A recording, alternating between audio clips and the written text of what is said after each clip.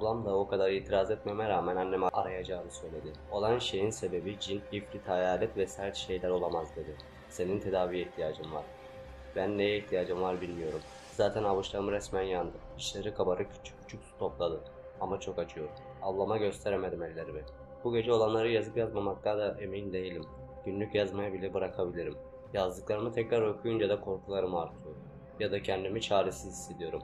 Belki de bu olanların bir çaresi yoktur. Saat 06:53.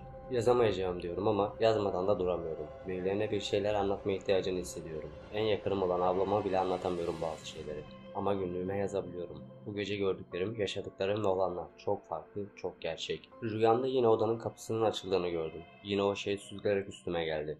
Vücudum bir önceki gibi felç oldu. Bu kısma kadar her şey bir öncekiniyle aynısıydı. Bir dejavu. Bu kısımdan sonra her şey daha da gerçekçi. Bu defa hiç cesaretli değildim. Ondan öylesiye korkuyordum. Elleriyle boğazımı sıktığında boğulduğumu hissettim. Gerçekten boğuluyordum. Çok korkunç bir boğulma. Tüm vücudum kasılıyor. Ciğerlerim delicesine nefes almaya çalışıyordu. Bunun dışında kendimi kontrol etmek için bir şey yapamıyordum. Onun korkunç yüzü ya da her neyse gözlerimin önündeydi. Görmek istemiyordum ama kıpırdayamadığım gibi gözlerimi de kapatamıyordum. Önce gözlerim yuvalarından çıkacak gibi oldu. Sonrasında kararmaya başladı. Beklemediğim bir anda birden vücudumdaki felç kalktı. Hemen ellerine yapıştım. Çok sıcaktı. Kızgın iki demir parçasını tutuyor gibiydim. Canım yanıyordu. Ama boğulma hissi de dayanılmazdı. Bütün gücümle çekiyordum ama gücüm yetmiyordu. Bir anda mesmere çekmek geldi aklıma. İçimden kalbimden söyledim. Bismillah. Elleri gevşedi. Sonra sesli söyledim. Ve sonra daha da sesli. Ellerini boğazımdan ayırmaya başardım. Ve kalan gücümle onu ittim. Odanın bir köşesine fırladı. Yataktan kalktım. Ama düşecek gibi oldum. Sanki vücudumu ilk kez kullanıyordum. Zaten kendimi tam olarak da odada hissedemiyordum. Hissettiğim şey odanın başka bir boyuttaki iz düşümünde olduğumdu. Vücudum da bu boyuttaki iz düşümümdü. Bu boyutta ellerimi ayaklarımı ilk kez kullanıyordum. Hissettiğim şey buydu. Belki saçmalıyorum, belki kafayı yedim. Ama o anda içimde kalan hisler bunlardı. Ellerime baktım, bulanık görüyordum. Gözlerimi daha büyük açmaya, ellerime odaklamaya çalıştım. Gözlerimi de açıp kapatmakta zorlanıyordum. O sırada arkamdan onun umurtusunu duydum. Arkama baktığımda odanın köşesinde yerden yükselmiş bir şekilde durduğumu gördüm. Balkona doğru koştum. Daha doğrusu yalpaladım. Kapıyı açtım. Normalde ablamın evi 4. katta ama bu boyutta bahçe hizasındaydı. Giriş kat gibi parmaklıkların üstüne çıkıp bahçedeki çimlerin üzerine atlayacak. 50-60 santim altındaydı çimenler. Tam atlayacaktım ki arkamdan bacaklarıma sımsıkı sarıldı. Bacaklarıma takılmış iki kelepçe gibiydi kolları. Kurtulmaya çalışıyordum ama tüm gücüyle sarmıştı. Arkama döndüğümde şok oldum. Bacaklarıma sarılan ablam. Yapma diye bağırıyordu. O şaşkınlıkla önüme döndüğümde yerden 15 metre yükseklikteki balkonun demirleri üzerinde olduğumu gördüm. Çığlık attım. Kendimden geçmişim. Beni içeri çekmişler. Kendime gelene kadar o 1-2 dakika içinde ne olduğunu hatırlamıyorum. Tek hatırladığım ablamın ve eniştemin endişeli seslerini duymaya başladığım ve ardından kusarak uyandığımdı. Durumum çok kötü. Saat 08:12. Evde saatlerdir herkes uyanık. Ablam birazdan annemi arayacak. Annemden önce Fuat'ı aramasını söyledim. Dedikleri doğru çıksaydı bunlar başımıza gelmezdi. Ana o muskayı sirkenin içine koyunca düzelecekti dedi. Muskanın yerini bilmediğini söyledim. Deniz birazcık aklını başına aldı. Birkaç saat önce kendini balkondan aşağı atıyordun. Eğer sesleri duymasaydım Allah'ımı düşünmek bile istemiyorum. Annemi arayacağım ve doktora gideceğiz. İtiraz istemiyorum. Peki demekten başka çarem yoktu. Saat 08:30. Ablam annemi aradı ve annem çıldırdı. Annemin sesini rahatlıkla duyabiliyordum. Ben randevuyu öyle alıyorum. Bugün gidiyoruz doktora. Sakın Deniz'in yanından ayrılma diyordu ablama. Mahvoldum. Saat 09:04. Banyoya gidip ablamla habersiz Fuat'ı aradım. Yaşadıklarımı anlattım. Yine bir önceki konuşmadaki gibi sustu. O sustukça merakımı artıyordu. Uzun bir sessizlikten sonra sirkenin içindeki muskanın etkisi çabuk azalır. Muskayla böyle bir şey yapamaz dedi, yine sustu. Benim bir şey dememi mi bekliyordu yoksa yine düşünüyor muydu? Ya da yaptığı her neyse anlayamamıştım. Soru sormak için ağzımı açmıştım ki balkonun altındaymış dedi. Üvey babam mı diye sordum. Sanki bir şeylerin şifresini çözmüş gibi. Evet dedi. Sevindiği belli oluyordu.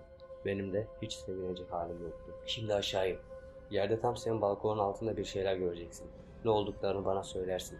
Ben de ne yapmam gerektiğini söylerim. Şimdi mi dedim şaşkınlıkla. Evet dedi. Telefonu kapat. Dikkatlice odadan çıktım. Ablam mutfakta eniştemle bir şeyler konuşuyordu. Muhtemelen benimle ilgiliydi. Daireden çıkıp merdivenlerden hızla aşağı indim. Asansör bekleyecek halim yoktu. Bina kapısından çıkınca sağa dönüp arka tarafa geçtim. Başımı kaldırıp balkonu aradım. Bulduğumda heyecanla altına gittim. İlk başta görememiştim. Arka taraftaki çimleri pek kesmediklerinden çok uzundular. Ellerimi çimenlerin arasında gezdirirken elime bir şey geldi. Elime aldığım küçük şeyler kemiklerdi. Sanki bir insanın parmak kemikleri gibi. Şok olmuştum. Fuat telefonda buldun mu diye soruyordu. Galiba dedim. Küçük kemikler. Sanırım bunlar insan kemikleri. Üzerlerinde ne var dedi. Bir şey görünmüyor derken fark ettim. Keskin bir şeyle üzerlerinde küçük delikler çizilmişti. Üçgene benzer şekiller görüyorum. Bir daireye benzeyen bir şekil, bir de anlayamadığım bir şeyler dedim. Onları denize at dedi. Fuat, denize mi dedim. Neden her söylediğimi tekrarlıyorsun? Dediğimi yap, denize at. Ablanla konuş. Birkaç gün sonra şu üvey babana da bir şeyler yapalım da zavallı adam ifritlerinde oyuncak olmaktan kurtulsun dedi. Zavallı adam mı diye düşünmeden kendimi alamadım. Yine de onunla tartışmak istemediğimden tamam dedim. Kemikleri iğneleyerek cebime koydum. Yukarı çıktığımda ablam kapıda karşıladı. Neredeydin dedi. Bahçeye inip hava aldığımı söyledim. Odaya giderken hangi ara ve nasıl bu kemikleri denize atacağımı düşünüyordum. Hala da düşünüyorum. Zil çalıyor, annem geldi. Saat 10 olmuş. 10 dakikaya evden çıkacağız. Doktora gitmek istemiyorum. Ama o balkon olayından sonra ne annemi ne de ablamı ikna edebilirdim. Çok gerginim. Doktor ne oldu diye sorarsa ne anlatacağım. Üvey babama bir ifrit musallat oldu. 6 aydır her sabah beraber saat 03.13'te uyanıyoruz mu diyeceğim. Of anne ya. Fuat'a gitmeliyiz. Hastaneye değil. Fuat'a güveniyorum. Hastaneye tek bir şey için giderim. Bana elektroşok versinler. Yeter ki bunlar hafızamdan silinsin. Adımı bile unutmaya razıyım. Midem yine kasılmaya başladı. Annem seslendi. Gidiyoruz. Saat 11.23. Hastanedeyim. Benden önceki hastayı bekliyorum. Ne kadar uzun kalıyorlar içeride. Bir an önce girsem de bir ilaç yazıp çıksam. Adam bir şeyler soracak ve ben hala ne diyeceğimi bilmiyorum. Buradan koşarak kaçmak istiyorum. Allah'ım sen yardım et. 11 Temmuz 2015. Öğle vakti. Bu kağıt parçaları yeni günlüğüm. Tarihten emin değilim. Günü ve saati hiç bilmiyorum. Önceki günümdeki son tarihi hatırlayamıyorum. Bu yüzden ne kadardır günlük tutmadığımı bilmiyorum. Sanırım 2 hafta oldu. Belki de daha fazla. Emin değilim. Hala öyle. En son yazdığımdan beri çok az şey hatırlıyorum. Günlüğümü doktorun yanına giderken ablama verdiğimi hatırlıyorum. Sonraki hatırladığım görüntü doktorun elinde benim günlüğümün olduğu. Ama o gün müydü? Sonraki başka bir gün müydü bilemiyorum. Anneme çok kızgın olduğumu hissediyorum ama kızmak nasıl bir şey onu da bilmiyorum. Akşam. Doktorun verdiği ilaçlar beni aptallaştırdı. Bir şeyler hissedemiyorum. Yaşadıklarımı hayal meyal hatırlıyorum. Korktuğumu hatırlıyorum ama korkunun nasıl bir his olduğunu hatırlayamıyorum. Ablamdan yeni bir günlük istedim. Küçük bir günlük. Doktorun bunu da görüp benden almasını istemiyorum. Akşam. Demir'i görmek istiyorum. Ama onun karşısına böyle çıkmak istemiyorum. Cep telefonu bana yasak. Kimseye bir şey yazamıyorum. Gece. Başım dönüyor. Yakında ablam gelecek. Fuat'ı da getirmesini söyledim. Adı Fuat'ı değil mi? Bildiğimi düşündüğüm şeylerden emin olamıyorum. Burada durmak istemiyorum. Çıkmak istiyorum. Tam olarak yapamıyorum. Ama annemden nefret ediyorum. O kağıtları imzaladı. Beni buraya koydu. Tımarhaneye. 16 Temmuz 2015. Gece. Gölgeler görüyorum. Karanlık gölgeler. Tavanda, duvarlarda, insanların arasında. Küçük kırmızı gözlerle bana bakıyorlar. Seslerini duyuyorum. Derinlerden, duvarların içinden gelen uğultular, homurtular. Burada bana her sabah beton dedikleri bir iğne vuruyorlar. İnsanı hissiz ve kendini bilmez biri yapıyor. Beton vurulan insan hiçbir şey duymuyor ve görmüyormuş. Ama ben görüyorum ve de duyuyorum. Ama görmemem ve duymamam gerekenleri. Beni bu berbat yere sokan şeyleri. Beni etrafımdaki gerçeklikten çıkarıp başka bir aleme götürüyor. Hayali bir aleme değil, başka bir gerçekliği olan aleme. Bu yazdıklarım garip ve inanılmaz ama gerçek. Beni yoran bir gerçek. 17 Temmuz 2015 Sabah. Betonun etkisi akşama doğru geçiyor. Her akşam gerçek olduğunu düşündüğüm bir rüyadan uyanır gibi. İnsanların alemine dönüyorum ama çok yavaş. Hani uyandığında birkaç saniye ulanık görürsünüz. Sesler anlamsız gelir. Bana bu süre bir saat gibi geliyor. Zamanı algılayamadığımdan mı yoksa gerçekte böyle olduğundan mı bilmiyorum. Bazen yatakta, bazen duvarın kenarında uyanmış buluyorum kendimi. Ya da yerde uzanmış vaziyette. Bazen de camdan dışarı bakarken kendime geliyorum. Neye baktığımı hatırlamıyorum. Niye baktığımı da. Dışarıda benim için görülecek bir şey yok. Kıyafetim genelde ıslak oluyor. Ağzımdan sızan tükürükten ve de gözyaşımdan. Bazen de başka şeylerden. Gözyaşım ağladığım için mi geliyor? Yoksa vücudumdan çıkmalarını kontrol edemediğim diğer sıvılar gibi sadece akıyor mu? Bilmiyorum. Hatırlamıyorum. 18 Temmuz 2015 Sabah. Beni sevdiklerini düşündüğüm insanlar beni bu çukura bırakıp gittiler. Onlar kendi mutlu hayatlarını yaşıyorlar. Bense burada ölüp gidiyorum. Yaşlanarak değil belki. O kadar uzun zaman dayanabileceğimi sanmıyorum. Ya beton ya da adlarını almak bile istemediğim o bölgeler beni bu dünyadan alacaklar. Peşimi bırakmıyorlar. Mücadele edecek ne gücüm ne isteğim kaldı. Hala sabah. Burada hatıralarım benden uzaklaşıyor. Ben olmaktan uzaklaşıyorum. Neye sevinirdim, neye üzülürdüm bilmiyorum. En sevdiğim şarkı ne? Anılarım sislerin ardında kaybolan gemiler gibi. Bir daha gelmeyecekler diye korkuyorum. 19 Temmuz 2015 sabah. Bugün beton vurmadılar. Niye? Artık ihtiyacım yok mu? Yoksa yeni bir işkence yöntemi mi? Beni düşürdükleri şu sefil halimin farkına varayım ve daha çok üzüleyim diye mi? Neden herkes benden nefret ediyor? Ben kimseye bir şey yapmadım. Öyle. Buraya terk edildiğimden beri günün bu saatleri hiç yok gibiydi. Benim için iki vakit vardı. Sabah ve akşam. Buradaki anılarım da uzun bir gecenin ardından gelen kısa bir gündüz gibi. Hafızama yerleşmeden uzaklaşıyor. 20 Temmuz 2015 öğle vakti. Uzun zamandır renkleri ayıramıyorum. Hepsi birbirine benziyor. Uğursuz bir gri. Sadece bazıları daha koyu, bazıları daha açık. Bahçeye çıkmıyorum. Dışarısı bana evimi hatırlatıyor. O zaman burası daha da çekilmez oluyor. Zalim bir hava çekiyor üstüme. Ama yalnızca benim üstüme. Diğerleri nerede olduklarının bile farkında değil. Çünkü onlar gerçekten kaçık. Bazı günler iğne olmayı sabırsızlıkla bekliyorum. Etrafımdaki kasvetin, içimdeki yasın farkında olmak istemiyorum. Yaşadığımı hissetmek istemiyorum. Her şeyden korkuyorum. Delilerden, hemşirelerden, hasta bakıcılardan, en çok da doktorlardan. Beni bırakmamalarından korkuyorum. Beni burada tutan onlar. Burada daha fazla kalmak istemiyorum. 21 Temmuz 2015 sabah. Koğuştan çıkıp koridorda yere oturdum. Kendime yas tutuyorum. Geceleri ağlıyorum ama boşuna.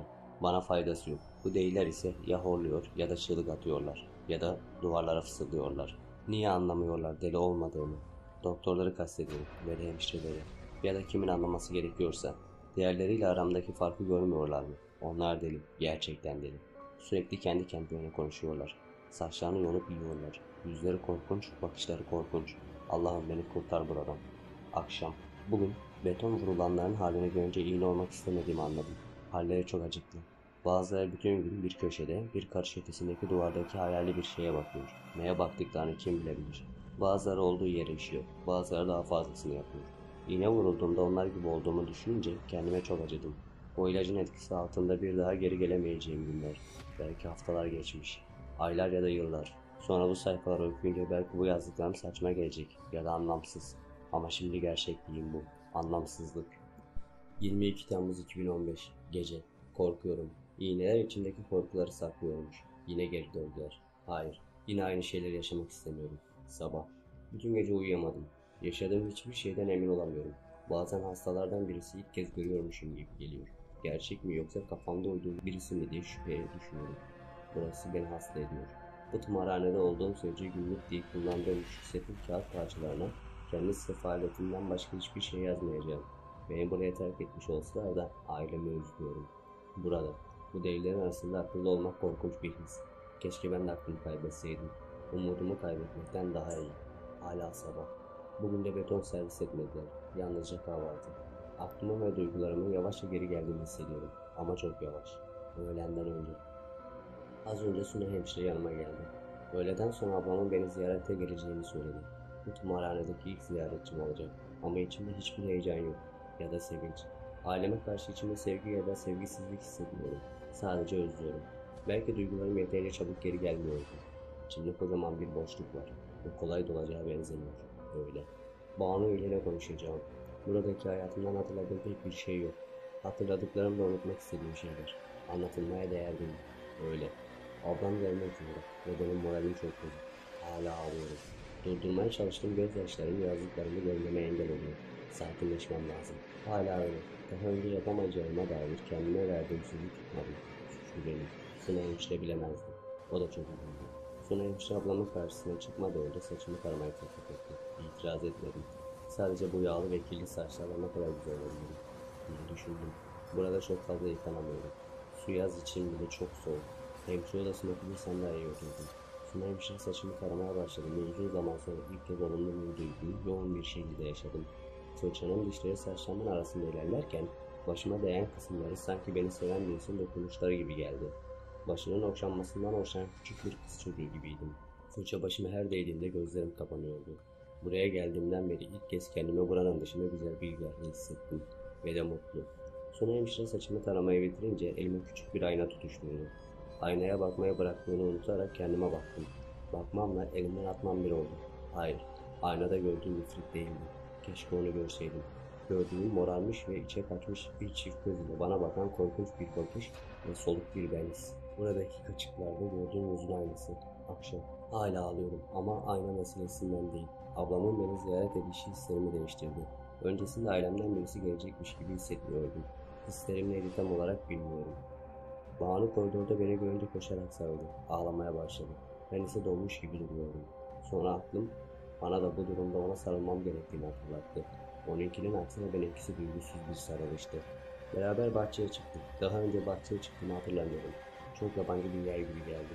Kapıdan çıktığımda aydınlığa alışkın olmadığım için büyük parlak bir projektöre tutulmuş bir tavşan gibi hissettim kendimi. Tenime değen güneşin sıcaklığı içimde bir şeyleri değiştirdi sanki. Bunu hissettim. Güneş ışığı cildimi değil, kalbime nüfuz ediyor gibiydi. İçimdeki devasa boşluk, anlam veremediğim hislerle doluyordu. Beceriksiz bir tebessüm de vardı yüzümde. Başka bir yere gelmiş gibiydim. Sanki renkleri ilk kez fark ediyordum. Komşum karanlık, soğuk ve ürkütücü duvarları yerine masmavi gökyüzü, yemyeşil ağaçlar, çimenler ve yanağıma okşayan rüzgar. Harikalar alemindeki Alice gibiydim. Ben böyle hayretle etrafımı seyrederken ablam nasıl olduğunu sormuş ve sorduğunu ancak ikinci kez sorduğunu anladım. İyiyim dedim. Ama iyi olmanın ne demek olduğunu bilmiyordum. Sanırım o an hissettiğim şeyler iyi olmaktı. Bahçedeki en büyük ağacın altındaki banka karşılıklı oturduk. Gülümseyerek yüzüme baktı ve bu defa daha iyi gördük seni dedi. Bu defa mı diye sordu. Evet, daha önceki gelişimi hatırlamıyor musun dedi. Sanırım ona anlamsız bir şekilde bakıyordum. Annemle beraber gelmiştik diye ısrar edince hatırlamıyorum dedim. Kekeliyorum. İlaçların etkisindendir dedi. Zaten pek kendimde görünmüyordu. O zamanlarla ilgili neredeyse hiçbir şey hatırlamıyorum. Ablam. Bugün seni görmeden önce doktorla görüştüm. Artık yine yapmadıklarını, böyle devam ederse bir daha yapmayacaklarını söyledi.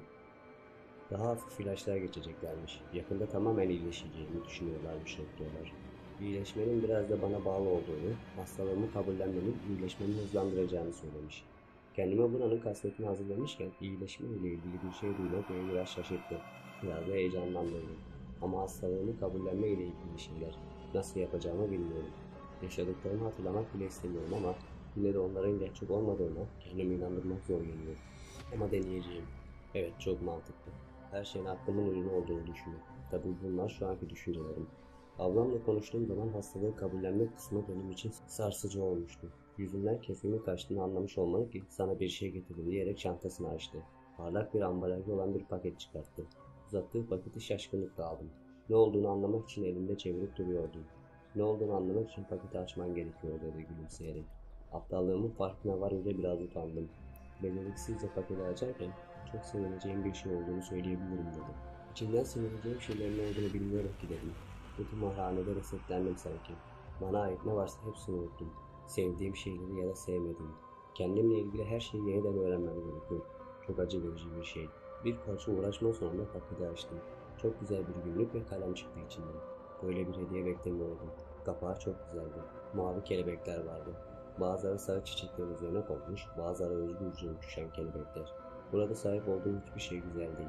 Her şey uğursuz, cansız. Kıyafetim, yatağım, hayatım. Zaten bunlardan başka bir şeye de sahip değilim. Günlük ise çok güzel ve bana güzel şeyler hatırlattı. O güzel şeylerden ne kadar mahrum olduğumu da gözlerim yaşardı. Güzel bir şeye sahip olmanın sevincinden mi yoksa mahrum olduğum onlarca güzel şey hatırlayıp üzüldüğümden mi bilmiyorum. Belki ikisi de. Ablama teşekkür edip sarıldım. Yakında annem de babam da seni ziyarete geliyor dedi.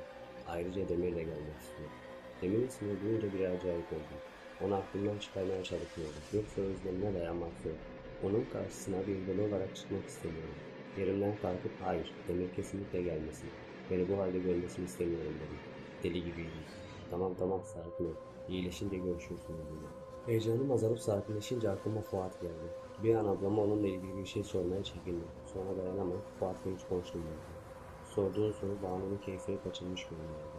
Hayır konuşmadım dedi. Sonra aklından böyle şeyleri çıkarıp iyileşmeye odaklanmalısın dedi.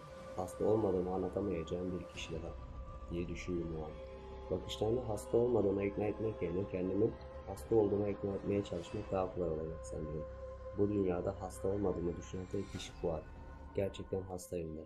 Acaba ona olan güvenim mi hasta olmadığımı düşündürüyor. Her saat içindeki boşluk sorularla doluyor. Keşke burada olsa. Ona nasıl ulaşabilirim bilmiyorum. Ulaşıp ne söyleyeceğim? Beni kurtar mı diyeceğim. Beni buradan ne kurtarabilir bilmiyorum. Günlük olarak kullandığım kağıt parçalarındaki notlarımı bu yeni günlüğe yazıyorum. Beni bir süre oyalar. 19:21. Koğuşta saat varmış. Kocaman bir duvar saati. Nasıl olur da fark etmedim şimdiye kadar. Nedenini bilmiyorum ama çok mutlu oldum. Sevinçten ağzım kulaklarımda. Artık günlüğüne saati yazabiliyorum. Çok mutluyum. 23 Temmuz 2015. 05:28. Yine bir şeyler oluyor. Daha önceki gibi. Üvey babamla yaşadığım şeyler gibi. Önce vücudumda bir kilitlenme oldu. Üzerimde büyük bir ağırlık hissettim. Sonra birinin kulağıma eğilip fısıldadığını duydum. Ne dediğini anlamadım ama içime bir dehşet hissi düştü. Tiz bir fısıltıydı. Zırlamak için çok uğraştım ama olmadı. Sonra birden üzerimdeki ağırlık kalktı ve uyandım. Ama yanımda kimse yoktu. Herkes uyuyordu. Hala da uyuyorlar. Tek uyanık olan benim. Gayri ihtiyari saate baktım. 03:13'tü. Yine aynı şeyler mi oluyor? Korkuyorum. 08:12. Kahvaltıdan sonra Sınav yanıma geldi. Gayet iyiye gittiğimi, böyle devam edersem bundan sonra beton dedikleri iğneden vurulmayacağını söyledi. Onun yerine renkli bir sürü hap getirdi. Bu iyi bir şey sanırım. Sonra çıkabilecek miyim buradan? Umuyorum. Ummak buraya geldiğim zamandan beri unuttuğum ve bir daha hatırlayabileceğimi inanmadığım bir şeydi. Saat 13:21. Aklım yerinde olunca buranın ne kadar da kötü ve korkutucu bir yer olduğunu anlayabiliyorum. Bu tımarhanede insanlar korkunç görünüyor. Yaşlılar daha da korkutucu.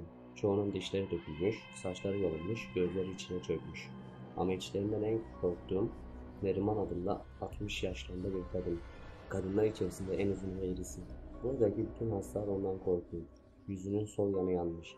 Ellerinde de yanıklar var ve çok kötü bakıyor. Buradaki en eski hastaymış. Artık iğne vurulmadığından mıdır bilmiyorum. Benim ona baktığım kadar onun da bana baktığını fark ediyorum. Gözlerimiz birbirini yakaladığında çok ilginç bir şey görmüş gibi dik dik ve uzun sürede korkutucu bakıyor. Buradan gideceğim günü iple çekiyorum. 24 Temmuz 2015. Saat 05:25. Gece ürkütücü bir fısıltıyla uyandım. Yakında benim olacak diyordu bir ses. Bir başkası. Hayır benim olacak diyordu. Korkuyla doğrulup etrafıma baktım. Bahçedeki lambalardan birinin ışığı içeriye hafifçe aydınlatıyordu.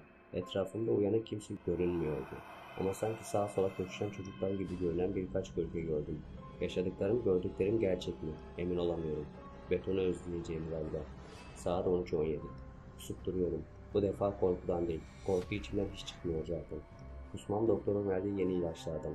Hangisi kim bilir beni kusturan. Rengarenk bir sürü hap içiyorum.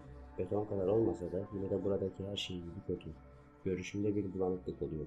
Suna ablaya söyledim. Doktor gördüğünde söyleyecekmiş. Burada doktor görüşmek için randevu vermediği takdirde hastalar onunla görüşemiyor. Hiçbir doktor gülümsemiyor. Hepsi çok ciddi. Arada koğuşa gelip bakıyorlar. Hemşireye bir şeyler sorup not tutuyorlar. Sonra da ben ya da diğer hastalar için orada yokmuşuz gibi dönüp gidiyorlar. Yakılarına yapışıp ben buradayım demek istiyorum. Olmam gereken yerden çok uzakta. Saat 21:23. Yataktayım. Işıklar kapanmadan önce bir şeyler karalamak istedim. Günlüğümü örtünün altında yazıyordum. Buradaki delilerin çoğu kendilerinin bile ne yaptığını bilmiyor. Benim de ne yaptığımı anlayacaklarını sanmıyorum. Yine de kimsenin günlük tuttuğumu görmesini istemiyorum. Işıklar kapandıktan sonra yatağın altına saklıyorum günlüğümü. Bu sırada da bende garip tipler başladı. Histerik bir şekilde gözlerimi kırpmaya başladım. Birisiyle konuşurken ki bu genelde Suna abla da oluyor, kekeliyorum. Bunları da akşama doğru hapların etkisi geçtikten sonra yapabiliyorum. Bu haplar beton gibi değil. Ama gün boyunca hatırladığım fazla bir şey olmuyor. Zaten burada hatırlamaya da değer bir şey olmuyor ki. Hayal kurmaktan, evi ve demiri düşünmekten kaçınıyorum. Fakat her zaman beceremiyorum. İşte o zaman sonu gelmeyen sessiz çığlıklar başlıyor. İçim çıkıyor ağlamaktan. Bazen camdan dışarı boş boş bakarken yansımamı görüyorum. Korkunç bir sular. Kesinlikle ben değilim. Çok uzun bir kabusun içinde gibiyim. Ne zaman uyanacağım? Biri beni uyandırsın. 25 Temmuz 2015. Saat 11:23. Bugün yanıma Damla geldi. Biraz konuştuk gitti. Burada gördüğüm en küçük hasta. Zavallı kız. Daha 16 yaşındaymış. Çok güzel uzun saçları var. Herhalde yaşlı olmadığından tek başına bir yerlerde kendi kendine oynarken görüyordum. Bazen de kendi kendime konuşurken. Benim de yaşıtım yok. Onun kadar yalnızım. Kendim için üzüldüğüm kadar onun için de üzülüyorum. Yanıma gelmesine sevindim. Ona yakınlaşıp yardımcı olmak istiyorum. Belki ilgilenecek bir şeyimin olması buranın boğucu havasından uzaklaşmamı sağlar. Damla da benim gibiymiş, yani deli değil. Neden burada olduğunu sorduğumda önce bir şaşırdı. İçimden kendime kızdım, keşke sormasaydım diye. Onu üzmüş olabileceğimi düşündüm. Biraz düşünür gibi oldu. Sonra anlatmaya başladı. Anlatırken konuşması garipti. Anlattıkları ise daha garip. Annesi küçükken ölmüş, babası başkasıyla evlenmiş, üvey annesi ona kötü davranıyormuş. Sonra da buraya göndermişler. Burası kötü bir yer. Damla gibi küçük bir kızın ne işi var burada? Bir baba kendi kızına, hele de bu kadar küçük bir kıza bunu nasıl yapar? Benim ailem de onun ailesinden farklı değil ya. Saat 13:27. Damla gittikten sonra biraz düşündüm ve konuşurken anlattığı bir şeyler olduğunu hissettim. Hikayesine tuhaf gelen şeyler var ama yetimhane yerine neden buraya kapatsınlar? Beni bile intihar etmeye çalıştığımı düşünmeleri sebebiyle buraya koymadılar mı? Garip. Saat 15:45. Şu Kadriye hemşire ne kadar kötü bir kadın. Komşunun dışında onu gördüğümde yanına yaklaşıp Damla neden burada? Burası için çok küçük değil mi diye sordum. Sana ne be? Sen doktor musun deyip kızdı. Sonra da madem insanlarla ilgilenecek kadar iyisin, al şu paspası da yerleri sil, bir işe yara dedi.